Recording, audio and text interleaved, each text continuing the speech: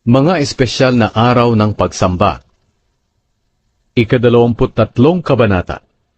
Inutusan ng Panginoon si Moises na sabihin sa mga Israelita ang mga tuntuning ito, tungkol sa mga espesyal na araw na magtitipon sila para sumamba sa Panginoon. Ang araw ng pamamahinga. May 6 na araw kayo para magtrabaho, pero sa ika-7 araw ay magpahinga kayo. Dahil ito ang araw ng pamamahinga. Huwag kayong magtrabaho sa araw na ito. Sa halip ay magtipon kayo para sumamba. Dahil ito ang araw para purihin ang Panginoon. Ang pista ng paglampas ng anghel at ang pista ng tinapay na walang pampaalsa. Ang pista ng paglampas ng anghel at ang pista ng tinapay na walang pampaalsa ay mga natatanging araw upang magtipon ang mga Israelita para sumamba sa Panginoon. Ang pista ng paglampas ng anghel ay ginaganap sa gabi ng ika-14 na araw ng unang buwan, at sa ika-15 araw ng buwan ding iyon. Magsisimula naman ang pista ng tinapay na walang pampaalsa. 7 araw ang pistang ito, at sa mga araw na iyon, ang tinapay na kakainin ninyo ay dapat walang pampaalsa. Sa unang araw ng pistang ito, huwag kayong magtatrabaho. Sa halip ay magtipon kayo at sumamba sa Panginoon.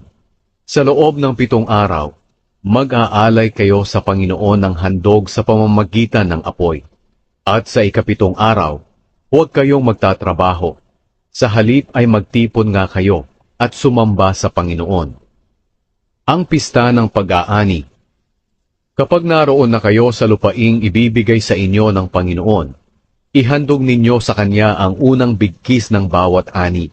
Dalhin ninyo ito sa pari sa susunod na araw, pagkatapos ng araw ng pamamahinga. Itataas ito ng pari sa Panginoon para tanggapin kayo ng Panginoon sa pamamagitan nito. Sa araw ding iyon, maghahandog din kayo sa Panginoon ng tupa na 1 taong gulang, na walang kapintasan, bilang handog na sinusunog. Kasama nito maghandog din kayo ng 4 na kilo ng magandang klaseng harina na hinaluan ng langis bilang handog ng pagpaparangal sa Panginoon at 1 litrong katas ng ubas bilang handog na inumin. Mga handog ito sa pamamagitan ng apoy at ang mabangong samyo nito'y makalulugod sa Panginoon. Kung hindi pa kayo nakapaghahandog nito, huwag kayong kakain ng kahit anong klase ng pagkain mula sa inyong bagong ani. Ito may sariwa o binusa, o nilutong tinapay. Dapat ninyong sundin ang tuntuning ito kahit saan kayo tumira, kayo at ng susunod pang mga henerasyon. Pagkatapos ng 7 linggo mula sa araw na kayo'y naghandog ng mga ibinigkis na ani, muli kayong magtipon at mag-alay ng handog ng pagpaparangal mula sa mga ibinigkis ng unang ani ninyo. Ito'y sa ika-50 araw, ang araw pagkatapos ng ika-7 araw ng pamamahinga. Ang inyong ihahandog ay 2 tinapay, na bawat isa ay gawa sa 4 na kilo ng magandang klaseng harina na may pampaalsa. Ihandog ninyo ito bilang handog na itinataas, mula sa inyong unang ani. Kasama nito magdala rin kayo ng 7 lalaking tupa na 1 taong gulang, na walang kapansanan, 1 batang toro, at 2 lalaking tupa na walang kapintasan.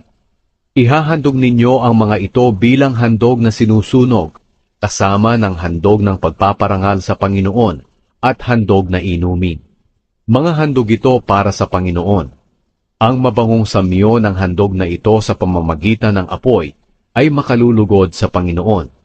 Maghandog din kayo ng 1 lalaking kambing bilang handog sa paglilinis, at 2 tupa na tig 1 taong gulang bilang handog para sa mabuting relasyon. Itataas ng pari sa presensya ng Panginoon ang 2 tupa at ang handog na mula sa unang ani. Ito'y banal na mga handog sa Panginoon, dahil ito'y bahagi ng mga pari. Huwag kayong magtatrabaho sa araw ding iyon, kundi magtipon kayo at sumamba sa Panginoon. Dapat ninyong sundin ang tuntuning ito, kahit saan kayo tumira, kayo at ng susunod pang mga henerasyon. Kung aani kayo, huwag ninyong uubusin ang mga nasa gilid ng inyong mga bukid. At huwag na ninyong balikan para ipunin ang mga naiwan. Ipaubaya na lang ninyo iyon sa mga dukha at sa mga dayuhan. Ito ang utos ng Panginoon na inyong Diyos. Ang pista ng pagpapatunog ng mga trumpeta. Sa unang araw ng ikapitong buwan, magpahinga kayo para alalahanin ang Panginoon. Kung marinig ninyo ang tunog ng trumpeta, magtipon kayo para sumamba sa Kanya. Huwag kayong magtrabaho sa araw na iyon. Sa halip mag-alay kayo ng handog sa pamamagitan ng apoy para sa Panginoon. Ang araw ng pagtubos. Ang ikasampung araw ng ikapitong buwan ding iyon ay araw ng pagtubos. Huwag kayong magtatrabaho sa araw na iyon, kundi magtipon kayo sa pagsamba sa Panginoon na may pag-aayuno at pag-aalay ng handog sa pamamagitan ng apoy. Sapagkat sa araw na iyon, gagawin ang seremonya ng pagtubos sa inyong mga kasalanan sa Panginoon na inyong Diyos. Ang ayaw mag-ayuno sa araw na iyon ay huwag na ninyong ituring na kababayan. Papatayin ng Panginoon ang sinumang magtatrabaho sa araw na iyon. Kaya magpahinga kayo at mag-ayuno mula sa paglubog ng araw ng ikasyam na araw ng buwang iyon hanggang sa susunod na paglubog ng araw. Dapat ninyong sundin ang tuntuning ito kahit saan kayo tumira, kayo at ng susunod pang mga henerasyon. Ang pista ng pagtatayo ng mga kubol.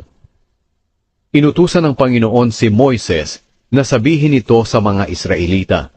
Sa 15 araw ng ikapitong buwan, magsisimula ang pista ng pagtatayo ng mga kubol, at ito'y ipagdiriwang ninyo sa loob ng 7 araw.